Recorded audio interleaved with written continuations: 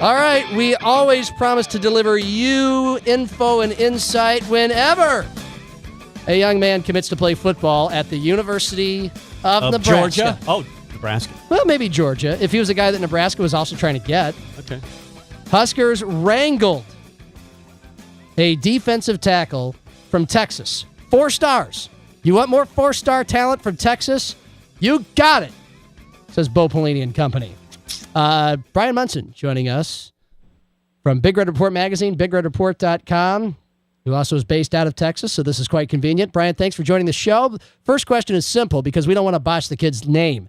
How do you say it? It's Christian Lacouture. Thank you. Lacouture. And why is he a 4-star? Well, he's a 4-star because he is amazingly active along the defensive line, for starters. He is an incredibly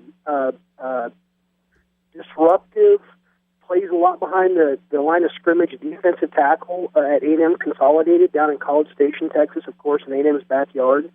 One of the things, though, that people have to realize here is that while Scout.com has him rated as a defensive tackle, Nebraska is really recruiting him as a 4-3 defensive end.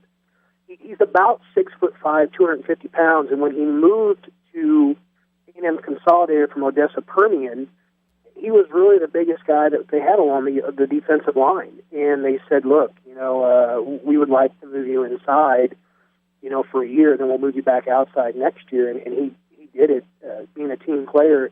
And I tell you what, I loved watching his film as a 3 technique. I mean, he is incredibly active, brought back shades of Jason Peter. I mean, just incredibly talented at the point of attack, strong, great hand placement, gets upfield, disruptive. But you can also see that guy, in what he potentially could bring, as opposite of A.J. Natter, who's also committed in the class. Being opposite him, they both have tremendous motors. They both have great frames. And it's going to be really interesting to see where he might, finish his days. I think he has the frame to add 40 pounds. And then again, he might just get to 265 and 270 and plateau out. I mean, he's an exceptional talent.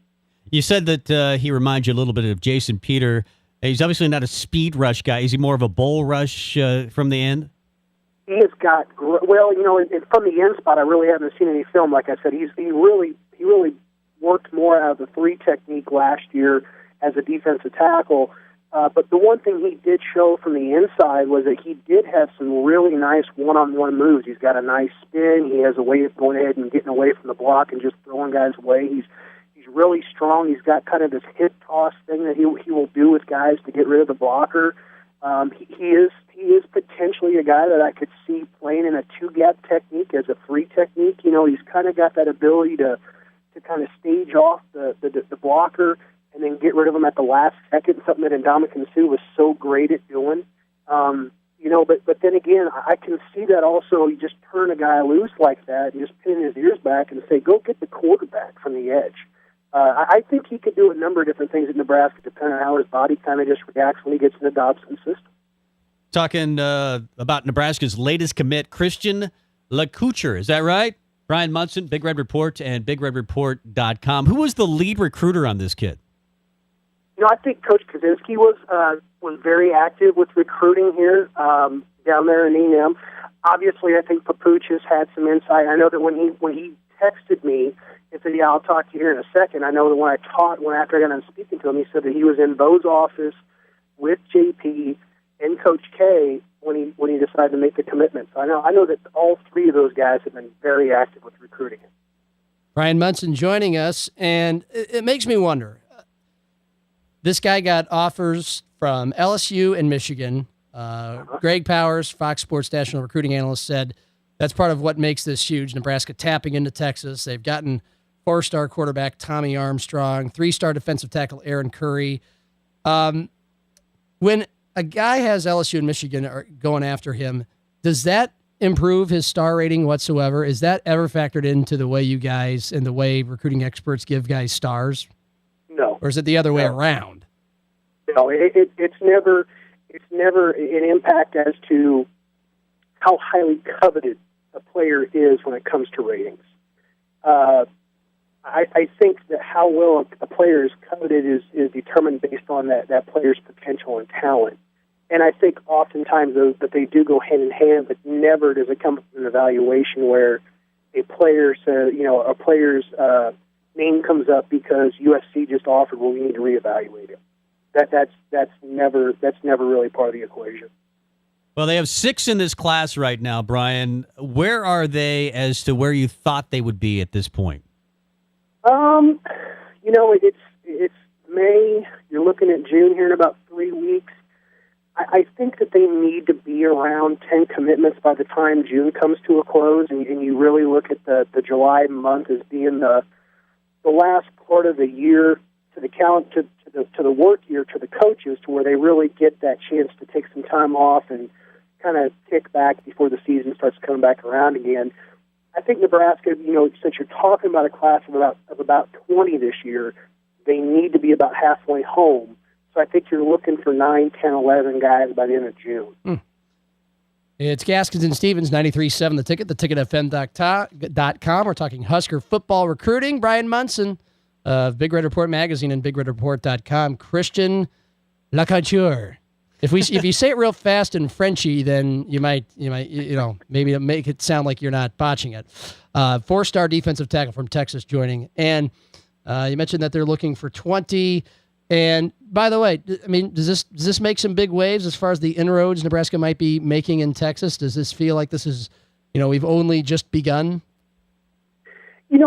Definitely, when you thought about signing day and you thought about the press conference that Bo had, and he even mentioned that Nebraska, they wish that they could have been better in Texas. When you get a mention like that into, about a state where you need to win some battles, you knew that there was going to be some rededication into the state.